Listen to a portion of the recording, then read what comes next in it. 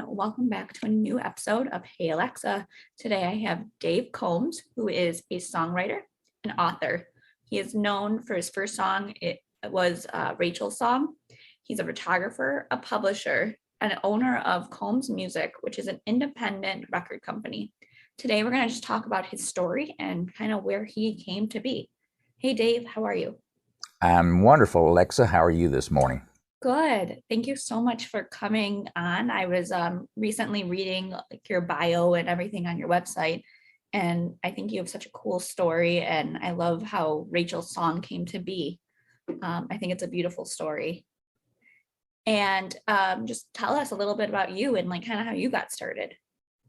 Well, I'm an East Tennessee native. I was born and raised in the mountains of East Tennessee in a little town called Erwin, Erwin, right between Asheville, North Carolina, and Johnson City, Tennessee, in a beautiful valley. My parents both were musical. My mom and dad both played the piano. My father played by ear. He didn't need music in front of him. He could just sit down and play just whatever he heard in his head. And so I grew up, when people say, you know, when did you begin with your music? I'd say, well, it was probably the time I popped out of the womb. It was, in fact, yesterday was Mother's Day. And so I was born on Mother's Day in 1947 on a Sunday. And I always kidded my mom. I said, well, you know, you weren't a mother until I was born, you remember. But anyway. You made it. I made it. So I was born into a musical family, and my grandmother, my father's mother, she was a great musician. She was a tiny little lady. She was only 4'8" tall, born in 1894, and she could make some music. Now, back then, her favorite instrument was a pump organ. I don't know if you've ever seen a pump organ, but it's you pump the bellows with your feet, which pushes air through the reeds, and then you play the organ. So it didn't need electricity. And then another instrument that she dearly loved to play, and I have it right here with me. This is her auto harp. I don't know if you've ever seen an auto harp, but it's an old instrument that Mother Maybelle Carter kind of made famous back in the day. And it's just a real simple stringed instrument that really anybody can play. Even if you're not musical, you just simply push one of the keys and strum it. It sounds wonderful. Yeah. So I can hear my grandmother Combs, Granny Combs as we called her. Every time I'd go visit Granny, she'd say, well, David, she called me David. She said, would you tune up my auto harp? So that was my first job. I would tune it up for her. Then I would hand it to her. And I wish I had some of those I wish I had recordings of her sitting there playing her auto harp and singing those wonderful hymns that she loved to sing. So yes, I got my start in life around music big time, and it's been that way ever since, really, even though my career was a different path. I had a technical career. I was a computer programmer, technology expert. I worked for 22 and a half years for Western Electric, AT&T, and Lucent Technologies, and that was my main job until I was able to quit my job in 1992 to do my music full time. So there was an overlap period there of about from 1981 when I wrote Rachel's Song to 1992. That's what, 11 years that I did both. I worked at a big corporation and did my music in the evenings and on weekends. But Rachel's Song that I wrote in January of 1981 changed my life forever. And it was just a special song that when I wrote it, I sat down at the piano one evening like I normally did when I got home from work, just to relax. I sat down and played this tune. And for those of on your audience that are musicians that do write music, they will probably have similar experiences where a song just comes to you. You don't sit down to write a song. It just poof, there it is. And so I played this tune on the piano. Didn't even think about it being writing a song. And a couple of days later, my wife, Linda, comes home from work, and she says, Dave, what is this tune that I've got stuck in my head all day long? You know how you get an earworm in there and you just can't get rid of it. So she hummed a little bit of it, and I said, well, it doesn't have a name. And she says, what? You play it on the piano all the time. I said, well, it's just something I made up. she got all excited and said, well, have you written it down? I said, well, no, I've got it up here in my mind. It's not going anywhere. And she said, no, well, something might happen to you, and I wouldn't remember that song, so you better write it down. So I did, wrote it down, the notes, the melody, and the chords that went with it, stuck it in my piano bench. Well, that was in January of 1981. A couple of years later, some good friends of ours had a little baby girl named Rachel. And her parents asked Linda and me to be her godparents. Of course, we were delighted to do so. And at Rachel's christening service, Linda and I are sitting there in the church. It's just us and the family and the minister. And at the end of the formal christening service, I punched Linda. I said, you know, that piano I've been having my eye on, there was a grand piano sitting at the front of the church on the middle of the platform. I said, that piano has made me think I could play that tune that we've been trying to think of a name for and couldn't never come up with it. Maybe now would be a good time. So I went up and asked the minister and the family if it'd be okay if I played a song on the piano. Right. They all sat that back down, and I went over to the piano and started playing. And I played the song just like I'd played it from the very first time. Got most of the way through it. And I start hearing this clearing throats in the audience and the sniffle, you know. Aww. People were, you know, it was very emotional. Well, if you've ever been, Alexa, to a baby's christening service, you know how precious and tender it is anyway. Well, you layer on top of that some beautiful music that just kind of tugs at your heartstrings. That's what happened. So at the end of the song, when I finished playing it, I looked up at little Rachel in the arms of her mother, and I said, from now on, this song will be called Rachel's Song in her honor. And that is how the song got its name. It was the perfect fit. From then on, it was just perfect. So that was in 1983. Yeah. Now roll the calendar forward about 3 more years. Of course, I would play Rachel's song periodically in the meantime. Yeah. And Linda says, you know, on some of my travels, I was having to travel. By 1986, I was doing a lot of traveling. For work? For work. And one of the places that I had to travel to and spend a whole week there was Nashville, Tennessee. Well, if you've been to Nashville, you know that it's Music City, USA. It's everything there. Music is a wonderful town. I love Nashville. And so Linda says, well, while you're there in Nashville, why don't you let's get a professional recording made of Rachel's song as a demo that we can have to keep and we can enjoy and the family can enjoy. I said, okay. So one evening after work, I get in my rental car and I head over to the part of Nashville called Music Square. If you've been there, that's where the Country Music Hall of Fame and ASCAP and BMI headquarters and the old RCA studio that you can tour and everything musical right there in about 2 square blocks. So I'm driving around looking for a studio. Now it's about 6 o'clock at night. Most everything looks like it's closed. You know, down south we used to say they roll up the sidewalks at 5:30. That used to be true, pretty much literally. Not so much anymore. Not so much anymore. But anyway, I was looking for a studio, and I'm driving down this one little side street called Roy Acuff Place. Now, Roy Acuff was a famous Nashville country music, just a legend in music in Nashville, and they named a street after him. Well, down at the end of Roy Acuff Place was a big building that had a barn-shaped roof to it, and out front was literally a water wheel, you know, that you'd have in an old mill. So on the side of the building, the sign said, the Music Mill. So I thought, well, how appropriate. So I pulled in the parking lot, and sure enough, through the glass door, I could see there was a man sitting at a desk in the lobby. So, okay, I'm in good luck. So I knock on the door, and he comes, unlocks it, and opens it, and he says, hi, I'm George Clinton. Can I help you? Now, it's not the same George Clinton everybody's jumping their thoughts to. But this George Clinton was a recording engineer in Nashville, Tennessee, much loved. I later found out when he passed away about 2 or 3 years ago, they did a full page spread on George in the Nashville newspaper. That's how much loved he was. Now, I didn't know that. All I knew was this is a gentleman that opened the door, and I told him what I was looking for, a studio to record a demo of a song, and he said, well, come on in.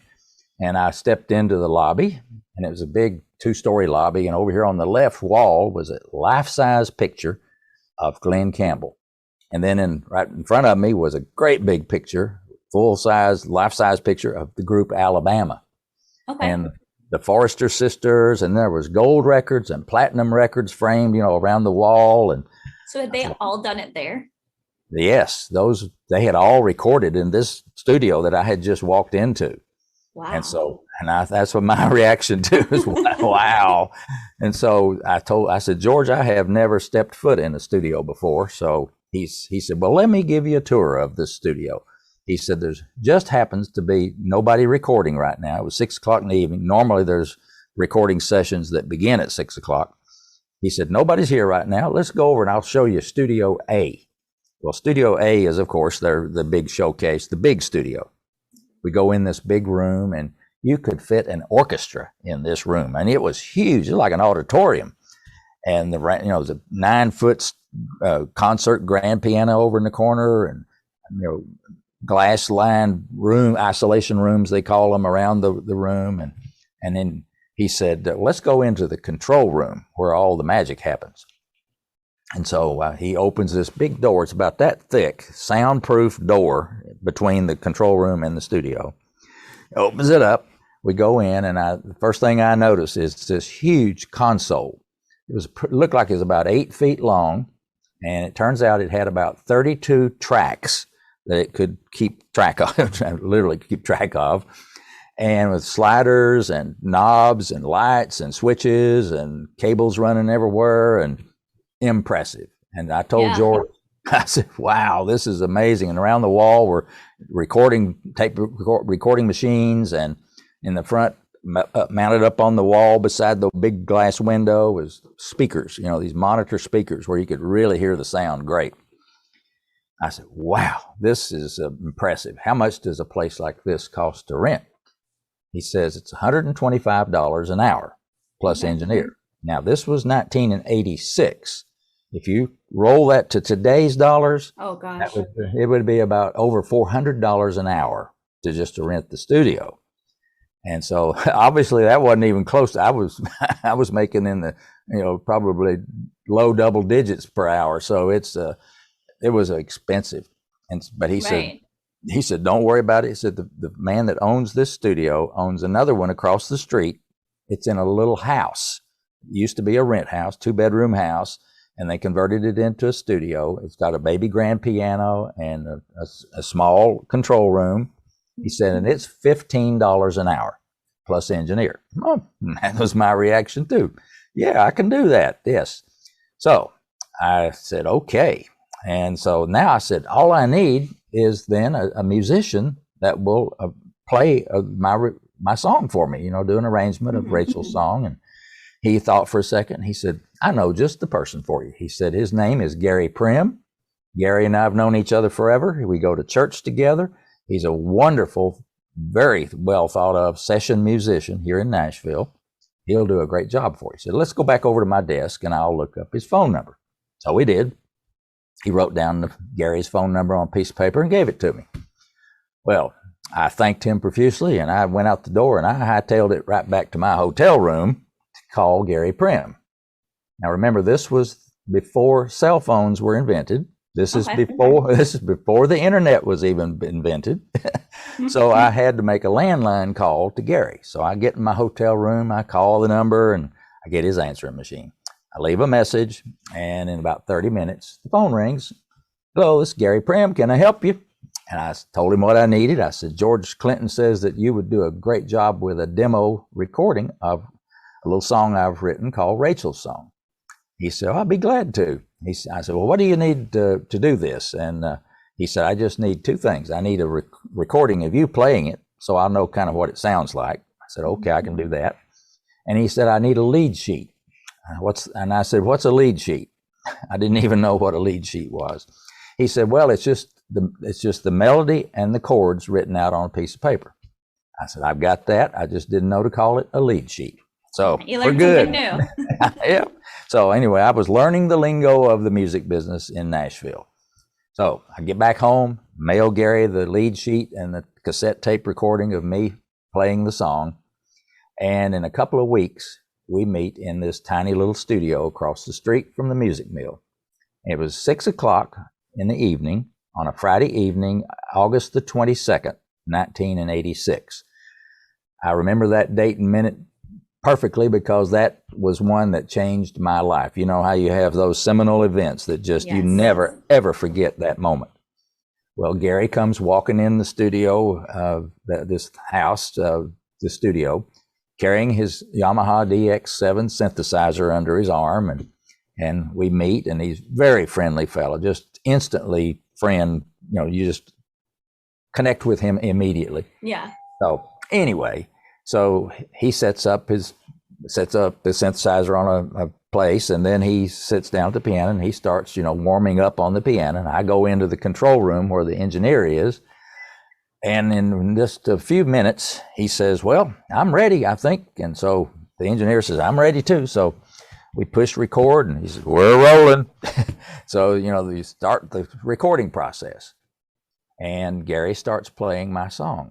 Now, remember, I have never heard my song played by anybody else but me in my life.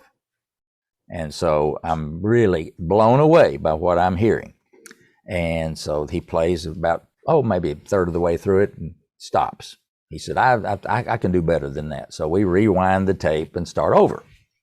This time, record it. He plays the whole song all the way through. Perfect. I mean, not one missed note, period. And I am just blown away by what I'm hearing. And if he'd have stopped right there and said, "All right, I'm done, that's it," I would have been happy because it was a beautiful piano arrangement. And then he says, "Well, I'm not done yet." He said, "I've got some other thoughts about how we can make this song really special." He said, "I think that the first thing I'm going to do is I'm going to add some electric piano sound to the real piano. If you take, he called it double it. He wanted to double it. So it would make the sound a richer, fuller sound. And so on about as the first chorus kicks in, he starts playing this electric piano part right along exactly with the real piano part. And he had his headset on like you've got on there. And so he's listening to the other piano part in his headphones. And then he's playing on the synthesizer along with it. And he nailed the notes. Now, this is not played by what we call a click track. It wasn't a very strict rhythm. It was a flowing kind of a rhythm with the song as he felt it. But he nailed that feeling even with the electric piano part right with the real piano part. You couldn't tell them apart. And then when he got through with that, he says, "Okay, this song needs some bottom and some top." And what he meant was some sounds. And he said, "I'm going to take some low strings for the bottom and some high strings for the top." So got set up 2 more tracks to record. And he uses the synthesizer, switches to the string sound. And then he starts playing the low strings part. He plays that all the way through. And then 2 more tracks, he does the high strings part. And then right in the middle of the song, Gary did something in his arrangement that I had never done. And that is he instantly went from the key of C up to the key of C sharp, up a half a step. Okay. Which in musical terms, it just really, it's unexpected. I call it a musical surprise. And it just raises the level of energy of the song and your interest in the music just up a notch. And it really was very effective. So he did that, and he said, I think I need some horns in there to kind of give this a little punch there in the middle. So he 2 more tracks, and we do some electronic horn sounds. And he puts them in the right perfect place. And then when he gets all done with that, he comes into the control room, and he said, "Let me listen to it." So we've listened to the whole thing mixed together, and he said, I like it. It's great. And I said, "I don't just like it. I love it. I cannot believe what I'm hearing." So he's all done. I write him a check for the agreed upon fee, and he packs up his synthesizer and leaves. And that was my meeting of Gary Prim. And at that point, I did not know whether I'd ever see Gary Prim again in my life or not. Turns out that he and I, over the years, would go back and record over 170 songs in the studio with 14 albums of music. And it's just, he he was a really, really young man at the time. I was, 1986. I was 39, somewhere around there, years old, and 36 years old. And anyhow, however old I was, but Gary was in his late 20s. I mean, he was a really young man.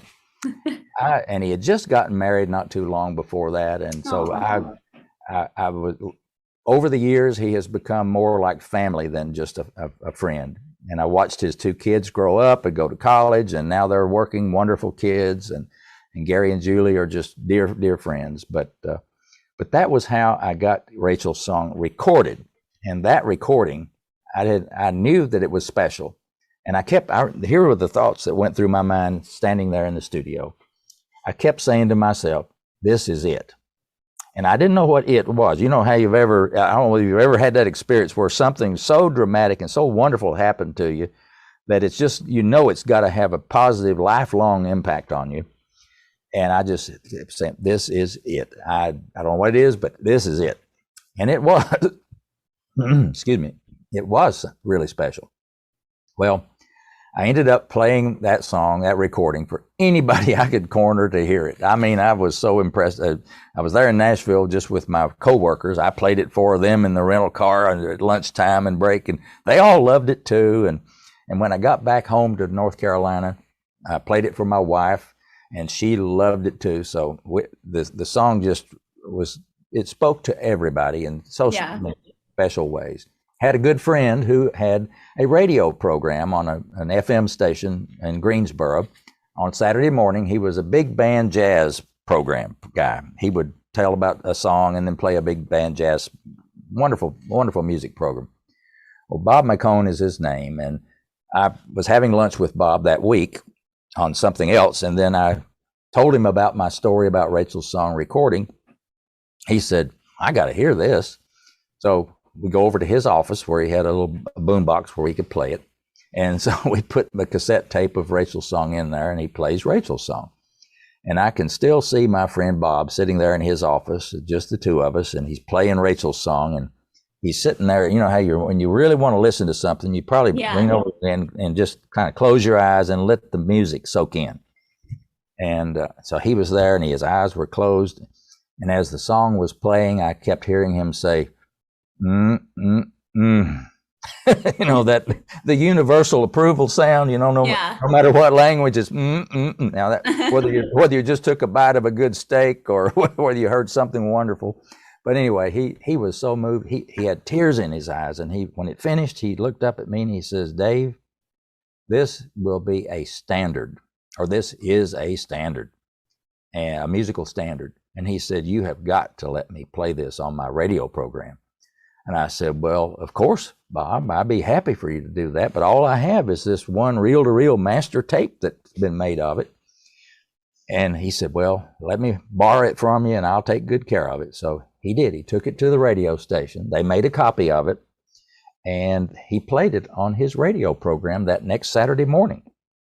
And Linda and I were at home with the radio turned on, and I was recording it and all this. And we were excited. That's the first time I'd ever heard my music played on the radio. Right. Besides what you're listening to. Yeah, exactly. So it's a big deal. So he introduces the song, and he plays Rachel's song.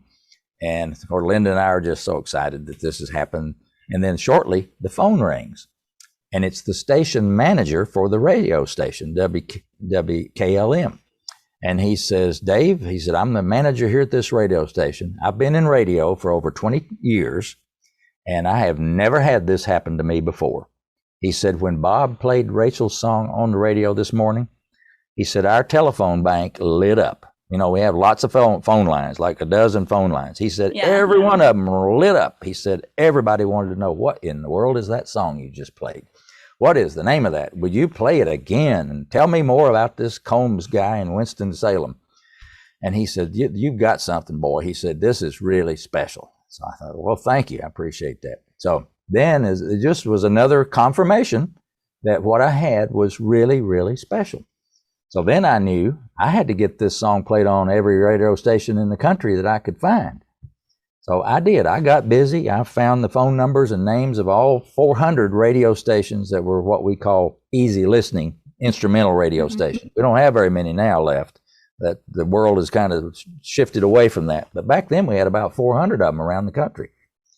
I called and contacted all of those, or started contacting all of them, and I would send them Rachel's song. They played it, they loved it, and I found out that some of them had their music programmed for them by a company called Bonneville Broadcasting out of Chicago.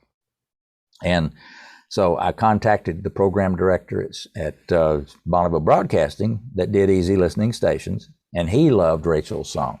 He put it on all of the stations that they programmed, and it was like over 200 of them. So I went from just a handful of stations to overnight to 200 radio stations, and eventually to every easy listening station in the entire country.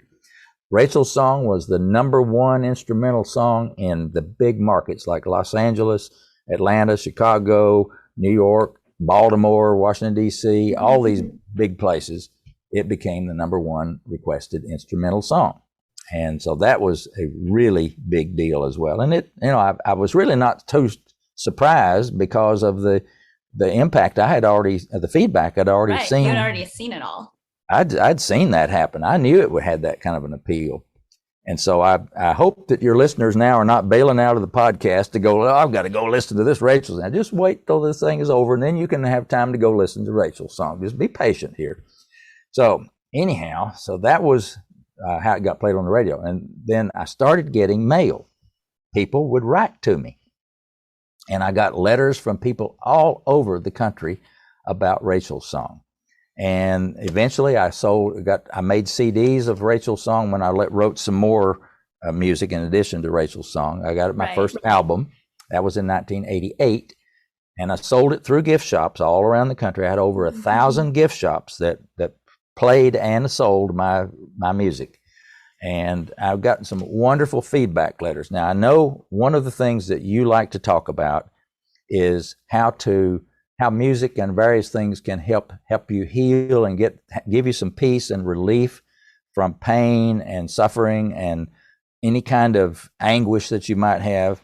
Now, in chapter 21 of my book, Touched by the Music, I have excerpted about 22 pages of these wonderful notes and letters that I got from people all over the country. Now, I've got over 50,000 letters, 5 with 4 zeros after it, letters from people, boxes full of letters.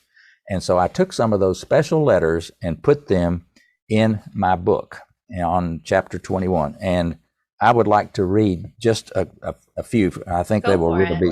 It's this one says, Rachel's song is one of the most exquisitely touching pieces of music I've ever heard. Thank you for making it available. I am a psychotherapist, and I work a lot with wounded souls and broken hearts. Rachel's song helps me stay present and in touch while creating a safe and nurturing space for whatever needs to happen for my clients. Rachel's song is played, enjoyed, and savored daily. It feeds my own soul, and I am most grateful. Blessings. That was one. And let's see here. I've got another one here that I thought was very appropriate for today. This is from Carol. She says, I just wanted to say thank you for the beautiful music you've brought into our home. My children and I have been through a horrible crisis, and so many days and nights your music has brought peace and relaxation into our minds and hearts. We have a lot of classical piano music, but yours is anointed with a gift that doesn't come from human abilities. Thank you for being an inspiration to my 11-year-old son in his piano practicing as well. I thought that was a really special one. And here's one. And here's one from Catherine. She says, I found your Rachel's song several years ago in California, and I fell in love with the music. It seems to comfort me at a time when I was still grieving over the sudden death of my young son in an automobile accident. I'm still grieving, but it is easier. I've acquired all of your releases since then, but Rachel's song remains my favorite. Your music seems to touch my inner soul and helps me feel closer to my son. Isn't that special? Yeah, that's amazing. And then there's one more here. This is from Diana. It says, I want you to know something. I am very grateful for the gift of life that you are giving. In the winter of 1991, I had a nervous breakdown, which was diagnosed as severe depression. Thank God I found a good doctor, but the long road back has been a daily struggle. Please smile today as I tell you, your music, Rachel's song and Springtime Reflections, has indeed been a part of my recovery. You made me smile. Isn't that sweet? And then one last one is from Melly. I've always loved my Rachel song, but now more than ever. In March of last year, my wonderful husband had a massive stroke. He is paralyzed and wheelchair bound, a resident of a nearby nursing home. After 47 years of marriage, I am once again alone. If it were not for beautiful music, I could not go on. When I feel myself sliding into the dumps, I immediately put on Rachel's song, and it lifts me both emotionally and spiritually. Your music is so very beautiful. Rachel's song is my very, very favorite. And now that I am finally beginning to adjust to my situation, I will begin to add to my collection and fill my empty house with your wonderful music.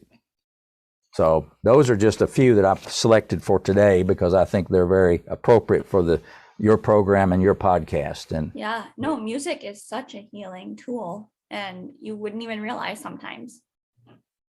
Yes. Rachel must be so, like, she's probably floored. Like, this is all because of, not because of her, but like the song, like it's her name. And yeah, when she was a little girl, she would, they put the music on and she would say, my song, my song. I think that's just so cool. Yeah. And I love your story. And so if you like search Rachel's song, I've seen other like artists, is that all based on your music or is that just something completely different? There are lots of other Rachel's. I think Vangelis has a song called Rachel's Song, but it's a different tune altogether. Now I'm amazed at how many little girls and women are named Rachel. It's a beautiful name, and so there are a lot of Rachels. So, and I don't mind whether somebody thinks it's their song or not. Sure, they can think it's their song. Right, it makes it even more special. Yes. Well, thank you for sharing your story. And before I let you go, I just want to play a quick game with you. Sure. And then you can let us know where we can find the music and your book and everything. Okay. So first question, drink of choice. I'm from North Carolina. We have a resident drink in North Carolina called Cheerwine. It started here in North Carolina. It's Cheerwine, Cheerwine. It's a soft drink that's cherry flavored. It's like a cherry flavored Dr. Pepper or whatever, but it's a delicious soft drink. Cheerwine. Very cool. Favorite movie, TV show, or both? Oh, my favorite movie. It still makes me cry when I watch it, and that is The Sound of Music. Oh. I don't remember the first time you ever saw that movie, but it's if you love music and you go out of that movie with a dry eye, there's something wrong with you. It is a very special movie, and just the sound of music, and even the title is just so appropriate. But I love The Sound of Music. I love the music too, and the story of it. Yes. What is advice to give your younger self?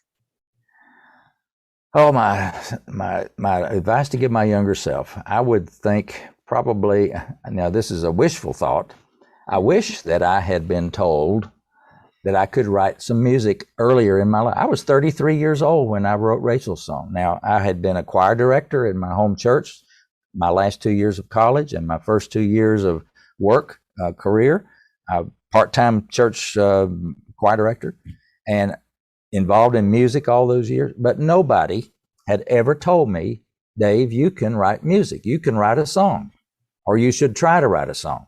Nobody ever said that. Now, I wish that I had someone tell me that perhaps maybe I could have started writing music much, much earlier. But it didn't happen that way, but I'm just happy that it did, some 41 years ago. Yeah. Well, now you can tell other people that. That's what I'm doing. A lot of these podcasts, I'm trying to encourage people to take your gifts, discover your gifts, and explore them and share your gifts. And one of the things to do as an entrepreneur or a person with your gifts, take action. Don't just sit on it and think about it. Take some action. Whether you want to start a podcast like you did it. You took action and you did it. Right. Now, what if you'd have thought about it for 10 years? Nothing would have ever happened. So right. Take your gifts and take some action and do something with them. That's great. 5 words to describe yourself. Curious. I am enterprising. I am energetic in terms of I love sports. I am very fortunate that I married my wife, Linda. We've been married coming up next month for 52 years. Wow, this congratulations. This time 51 years ago, we were getting ready for a big wedding. And let's see, what else? I'm down, that's 4, I guess. I think so. I think most people would say that I have a gift of writing music and creating music. And the last one is, what does success mean to you? To me, success, now that I'll be 75 years old next, what is today? 2 days from now, on the 11th. Happy birthday. Almost, I'm still 74, but I'll be 75. And tell me, the question again was? What does success mean to you? What is success? Well, to me, it means sharing my music and blessing the most number of people with it possible. It does not mean, it is not a monetary number. It is not it's not fame or fortune. Mm-hmm. It is really, to me, is to be able to share my music with millions more. Now, millions of people have already heard Rachel's song and my music thank goodness, through the internet and streaming and downloading and all that. We're very blessed to have that. But there are millions or billions of people who have not heard my music yet. And so my success would be to have more and more people by the millions hear and be blessed by my music. That would be success to me. Well, I hope that continues to happen. Where can we find your music, your book, whatever you want to let us know? Well, I've made it very simple for everybody. I have a website that is simply my last name, COMBS, combsmusic.com. And when you go to my homepage on Combs Music, you'll see 2 things on the page. You will see on the left-hand side, if you're watching this on video, you'll see my book cover is on the left side of the screen. And on the right side of the screen is my CD of Rachel's song. And underneath each of those is a link that you can click on. If you want to buy the book, you can click on the link and it will take you straight to the Amazon page for my book, where you can buy either a paperback, a Kindle ebook, or an Audible book. If you're a member of Audible, you can listen to me read my own book for 8 hours. And that's all on Amazon. And on the right side of the screen is Rachel's song, the CD cover, and underneath it is a link again to Amazon, where you can go and buy the CD. You can download the songs, the whole album, or individual songs. Or if you're an Amazon Music subscriber, you can stream the music. And my music is available for streaming almost all the streaming platforms like Pandora and Spotify and iHeartRadio, all of these places. But go to combsmusic.com, and in the middle of the screen, I know we've talked, now that you've heard me describe that recording session, I want you to know that in the middle of the screen, there's this link that says play Rachel's song. And that will play for you the actual high fidelity MP3 file of the song Rachel's song. And what you're hearing is that original demo recording that I heard for the first time in 1986. It has not been remastered, remixed, anything. That is that demo recording. And so now that I've told you all those steps we went through in recording it, now when you're listening to it, you say, oh, I hear that electric piano kick in there. Yeah. Oh, I hear the horns part. Oh, here's the low strings and the high strings. And oh, here comes that key change. Boom, there it is. And so now you will appreciate it like I did sitting in that studio. And I hope you enjoy listening to it over and over and over. Well, thank you. And I will have all that in the description below. This was another episode of Hey Alexa, and I will talk to you guys next time. Bye.